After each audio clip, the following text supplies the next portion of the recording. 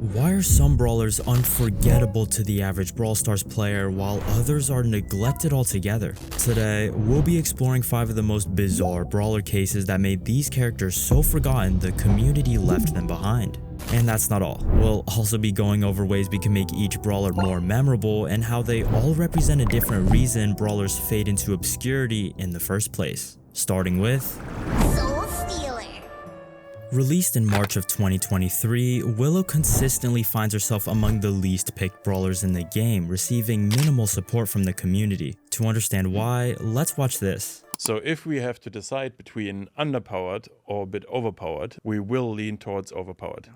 That's just better for the game. When you apply this logic to Willow's release, it's pretty easy to see how she was doomed to be forgotten in the greater scale of the game. Opening up to a lukewarm C tier, there just wasn't much about Willow's release that could turn players into big fans. Since Willow's possession super is so game-defining, her main attack has been kept underwhelming to balance her. Yet this just leaves her unfulfilling to play.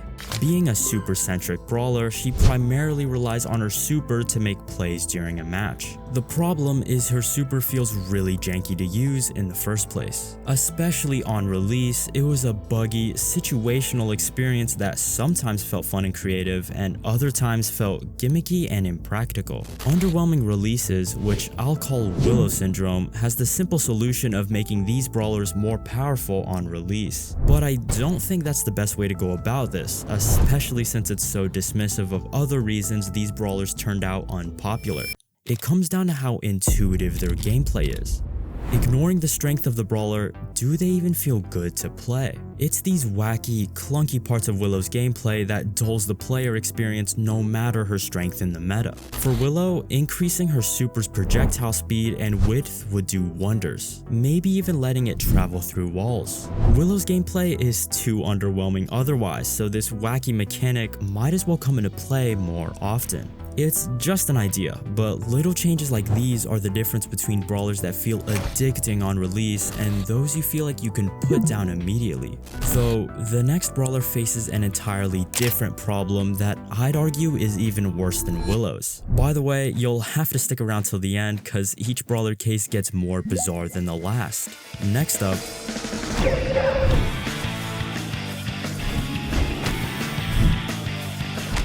Otis was released in June of 2022 and, similar to Willow, consistently ranks on the lower end of use rate charts.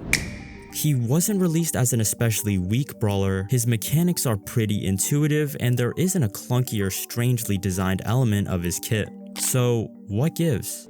Well, let's consider the ways new brawlers become truly memorable. There's their design, something special about their character or voice lines that makes the brawler unforgettable. Their mechanics, introducing a unique, special ability the game's never seen before. And their gameplay, having an enjoyable playstyle players keep coming back to.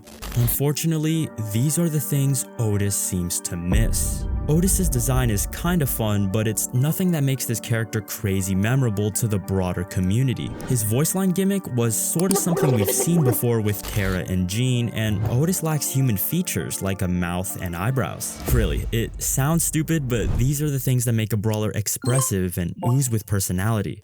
Next are his mechanics, which didn't even generate much hype during his release. With how generic his main attack and even gadget and star power set is, the only unique ability he brings to the table is his silencing super, which prevents enemies from attacking while his super is in effect. The problem is this ability just isn't all that exciting. Not to mention Cordelia stealing this mechanic as a gadget, Otis doesn't bring much of anything unique to the game.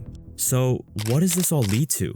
It leads to the Otis case of being an average concept. For a long time, Otis has been average in strength, average in design, average in uniqueness, just an unusually normal brawler, which ironically makes him more bizarre. Average concept brawlers can become more memorable with more unique mechanics. For example, Otis's main attack could actually leave ink on his targets, dealing more damage to enemies depending on how much ink they have on them. His attacks can even leave a trail of ink, sticking on enemies who walk over it to give Otis's gameplay some some much needed depth. This also leans into Otis's character of being a graffiti artist, as he would literally paint the battlefield. His bizarrely average game design gaining this extra personality would inject his character with a lot more color. And while Otis was done a little dirty by Cordelius's gadget, the next brawler had it a million times worse and dug this brawler an early grave. Let's talk about doing it for the children.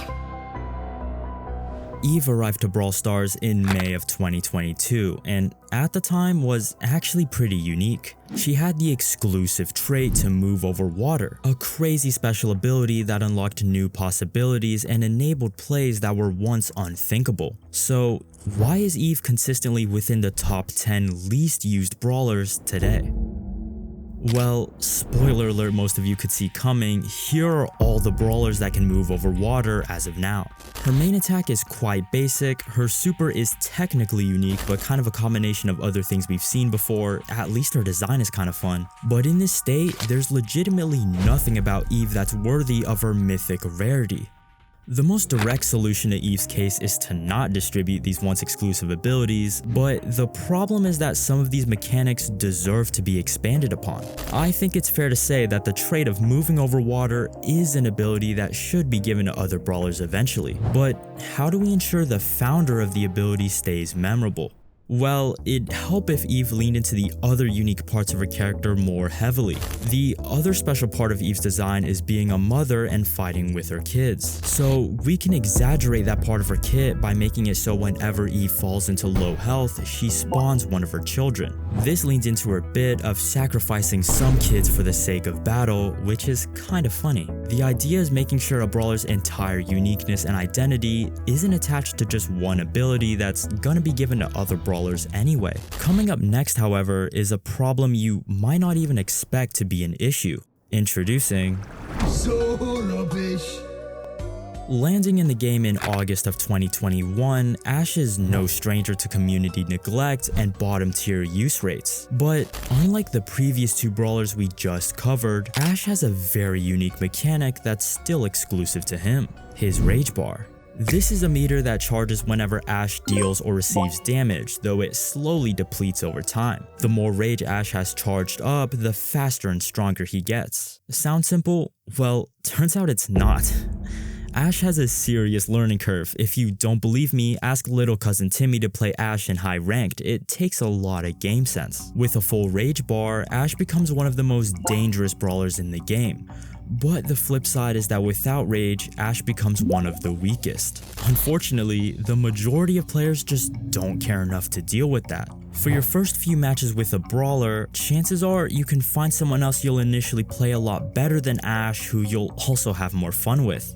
Meanwhile, as an Ashe beginner, you start making terrible plays since you're not managing your rage bar well. It makes Ashe feel underwhelming and leads to a lot of players hardly ever using him. The worst victims of Ashe syndrome have the problem of their mechanics not feeling worthwhile to learn. Other high ceiling brawlers like Mortis and Dynamite are still memorable for the casual player base since it's fun to play them even if you're not the best at it. On the other hand, being bad at Ashe sucks, it just doesn't feel rewarding to play at all. This Reddit user had some good ideas on how to make Ashe more accessible. Giving him a longer range and adding a mythic gear that helps him manage his rage bar would help a ton. While it's necessary for some brawlers to cater towards the dedicated players who want to learn their kits, it's also important making sure any player can enjoy the mechanics of each brawler if we don't want any of them to be forgotten. Speaking of forgotten, there's no better example than the brawler I'm covering next. Last but not least, the brawler who I believe to be the most forgettable, most bizarre case in the game, give it up for Colonel Ruffs, released in January of 2021, actually came out pretty overpowered. His game design's clean, his main ability hasn't been stolen yet, and he doesn't have a steep learning curve that makes him frustrating for a beginner. We can agree on all these things, but think about it. As a Brawl Stars player, when was the last time you were excited to play Ruffs? Or even saw someone else play Ruffs and felt inspired to do so yourself? I'm sorry Ruffs mains, but barring any weird mutation events, this dog gets no playtime for the vast majority of players. And it all comes down to the worst fate a brawler can be subjected to: Having boring gameplay. Not just average, but a playstyle that's genuinely unappealing to most casual players. Let me explain.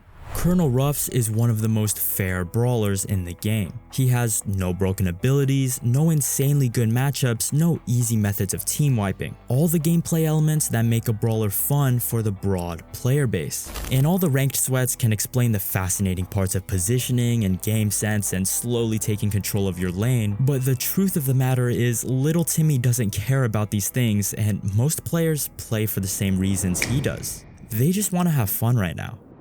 Throwing supply drops to slowly control the map by buffing your teammates just isn't the most fun way to play the game. It doesn't help that the vast majority of players only queue with random teammates who Ruffs is extremely dependent on. And you can see why Ruffs gameplay doesn't attract a large audience of fans. So for Ruffs' case of having boring gameplay, the way I'd fix it is by...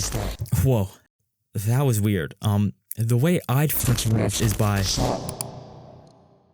Oh, I get it now. Because even after all I've talked about, so many players love playing Willow, love playing Otis, love playing Eve and Ash. All these brawlers are someone's favorite, and in the comments, at least one person is there to defend each one. That's pretty cool. So even going through the most bizarre brawler cases in the game, I hope you take away from this video that we shouldn't take the characters of this game for granted.